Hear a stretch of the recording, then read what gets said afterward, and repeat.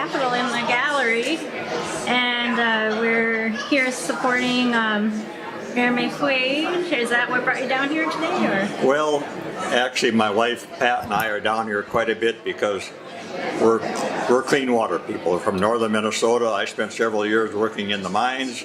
My wife Pat taught in Ely for over 30 years. And so now that we're retired, we're trying to give a little back.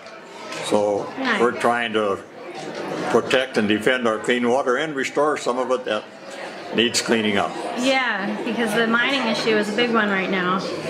We have a lot of mining issues. You know, our proposed copper mines are going to be in a sulfide ore body, so we're going to have acid mine drainage and heavy metals problems. Yeah. And the iron mines where I worked starting in the 60s, they do have some problems. We have sulfates, chlorides, turbidity.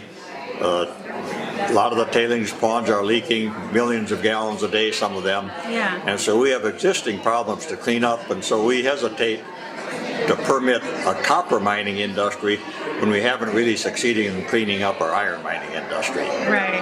That makes good sense to me. And it seems like there's a lot of innovation and other ways that we could bring jobs to that area besides going backwards into mining. That's my personal opinion. But there's communities who are losing their old ways of making money that are finding new ways, so to bring jobs to that area, but not revert, not go backwards. That's a good point about finding new ways to make money, and I think our culture is so focused on mining, we have a difficult time doing a transition to some other style of value added. Yeah. And of course, the transition is getting made for us to a certain extent. The mining companies are automating. When I started working in the mines, we were producing 6,000 tons of pellets per employee per year. Now it's over 13,000 tons of pellets per employee per year. Productivity doubled in my working lifetime. It only takes half as many people to ship the same amount of ore. Right.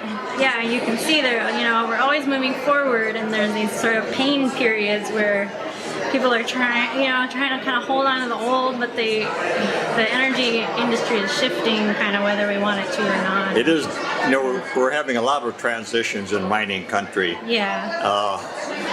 Another one we're making is when I started working in the mines, the percentage of women working there was right on zero. The mines did not hire women in 1960s. Yeah. And then the ladies took them to court and taught them some sensitivity in the 70s. Yeah. And so the mines did start hiring women, but still the percentage is very low. It's probably not over 10% now. Yeah. And of course, my wife says that explains why productivity doubled.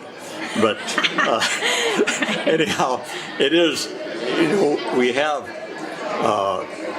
more women working now than we had a generation ago. They want good jobs too, and really the mines aren't providing those good jobs for very many men or women. Yeah. So it's time to transition. Yeah. So last question. I think you mentioned you were in Vietnam. Do you have an opinion on the issue on the floor today? I was drafted in 1963 and 65. I ended up in Vietnam with the big buildup. And I'll have to admit, I went willingly. I thought, well, we have to defeat the evil communists. Yeah. Then the years went by, and I remember what I did there and the tremendous damage we did to a little country that had never attacked us. Yeah. And so I ended up becoming a member of Veterans for Peace. Oh, okay. And I think we haven't really learned the lessons of Vietnam. We're still invading these other little countries, trying to convince ourselves that we're doing them a favor. Actually, it's just our long history of imperialism. And so it's time for us to put our diplomats to work, and instead of bombing everybody into submission, we should be negotiating with them to give them a better life and to really create a better life for ourselves. Yeah. Because, we're here at the Capitol debating about how to spend Minnesota's tax dollars, and a lot of our tax dollars are going into our military when they should be going into our schools and our streets right here in Minnesota. Yeah. Where are you at on gun control or the two things?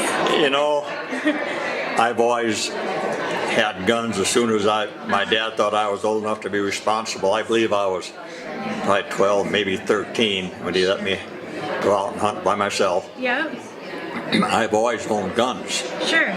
But I recall being in Vietnam and carrying that M16 24/7 when you're on an operation. And I was so happy on a couple days before I got out, I turned in my M16, I went to the reception station, I became a civilian, and I never carried a weapon in self-defense after that day. I've carried guns hunting, but I've never had to pick up a weapon in self-defense. Right. I'm content to let our law enforcement take care of our self-defense and let us normal citizens live a life of comfort and security. Yeah. Do you think it's hard for people, I know in northern Minnesota, it's big hunting. Do you think it's hard for people to hear that we're not trying to take legal guns away, but just to have some of those background checks to ensure they're not for criminals? Or, do you think there's like just a culture that it's like it's not being heard, kind of like what? I think it is, they've got, people have themselves convinced if we give anything up with our right to guns, we're giving everything up. And really, we can't ignore the reality. The NRA is becoming the lunatic fringe of Minnesota politics. And I see the people carrying guns that don't have the mental stability to carry a sharp stick. Right. The sad truth is, all these people think they have to carry guns to defend themselves against terrorists. Right. And most of these people are less likely to execute a terrorist than they are to shoot themselves in the ass when they're pulling their guns out of their pockets. It's time for some sensible gun legislation. Well, it's such a pleasure to talk to you. Thank you so much. Your name one more time. My name is Bob Tamman, Sudan, Minnesota, and my wife Pat are happy retirees. Nice to meet you, Bob. Thank you. Thank you.